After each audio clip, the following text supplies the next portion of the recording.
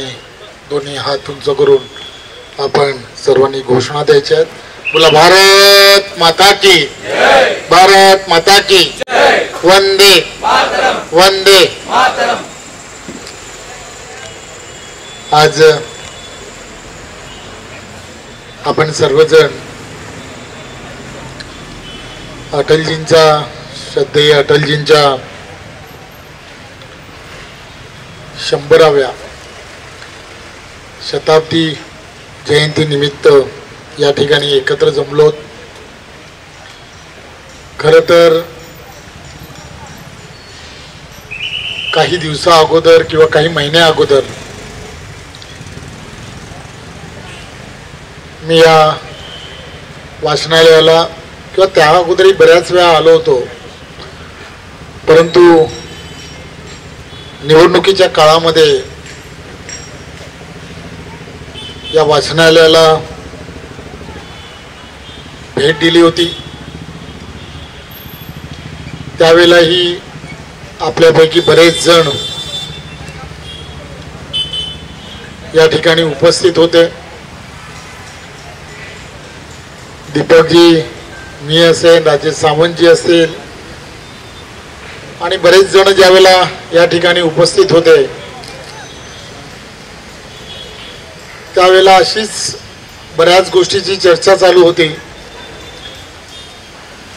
200 वर्ष या वाचनालयाला पूर्ण होणार आहेत. या वाचनालयामध्ये आम्ही भारतीय जनता पार्टी म्हणून सुद्धा कुलकर्णी साहेब बऱ्याच वेळेला इथलं असणारं सभागृह जे आहे त्या सभागृहामध्ये आम्ही कार्यक्रम केले आणि अशी चर्चा सुरू असताना या वाचनालयाच्या उभारणीसाठी निधी संकलन हे करणं गरजेचं आहे आणि लवकरच त्याची सुरुवात होणार आहे. मी म्हटलं की तुम्ही फक्त सुरुवात करा, त्यासाठी जे लागेल ते आम्ही उपलब्ध करण्यासाठी आम्ही सर्वजण बरोबर आहोत. आणि मग माझा अनुभव आहे की एखादी चांगली गोष्ट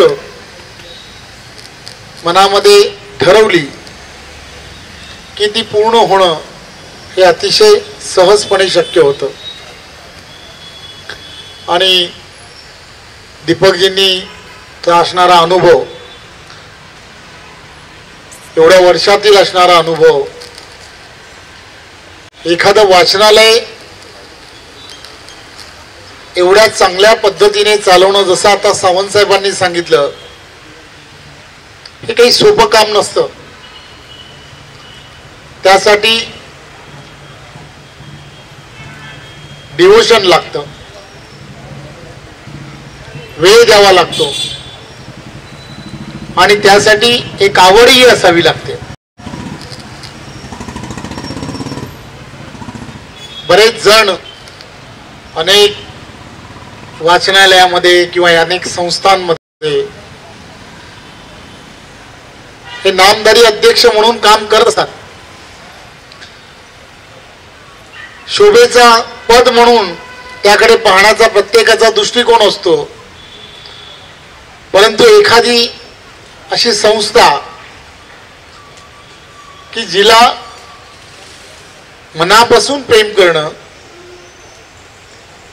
आणि तिच्या उभारणीमध्ये किंवा तिला कार्यरत ठेवण्यासाठी जे जे आवश्यक आहे ती वेळ आणि त्याचबरोबर लागणाऱ्या व्यवस्था उभं करणं, यासाठी मनाचा मोठेपणा पण लागतो आणि त्याचबरोबर अनेकांकडे एक वेगळ्या पद्धतीने त्याचं असणारं प्रकटीकरण ज्याला म्हणतात ते करणं सुद्धा अत्यंत गरजेचं असतं. हे काम सार्वजनिक काम आहे. त्या सार्वजनिक कामामध्ये अनेकांचा हातभार लागला पाहिजे. ही भावना घेऊन प्रत्येकाकडे जाणं हे सोपं नसतं. प्रत्येक जण असा विचार करत असतो की मी कशाला जाऊ, मी काय हे करू, होईल अशा भावनेत राहतो.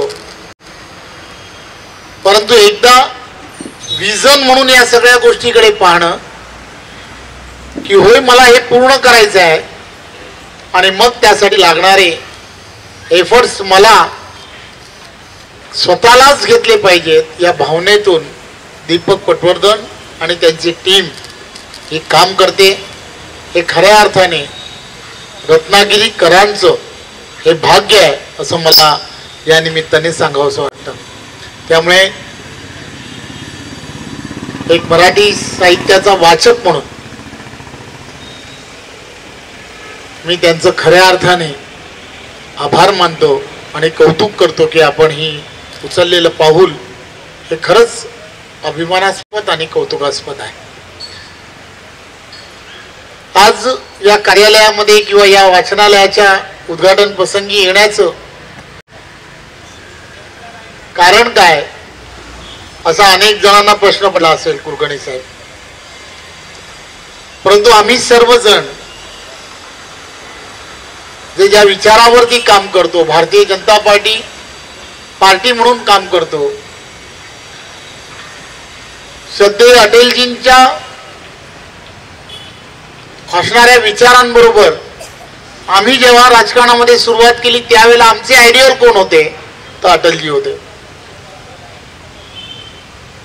आणि तेव्हापासून आजपर्यंत काम करत असताना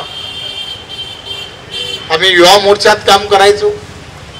तेव्हाही एक नवीन उपक्रम त्यांच्या जयंतीच्या निमित्ताने, त्यांच्या वाढदिवसाच्या निमित्ताने हा करावा असं आम्हाला नेहमीच वाटत राहिलं. मग तेव्हा जेव्हा सुरुवात केली होती त्यावेळेला क्रिकेटचे सामने, सत्यनारायणाच्या पूजा यापासून सुरुवात झाली. हळूहळू उपक्रमांमध्ये बदल होत गेला आणि आज खरं तर मी दीपक पटवर्धन आणि त्यांच्या पूर्ण टीमचं मनपूर्वक धन्यवाद यासाठी देतो की हे 200 वर्ष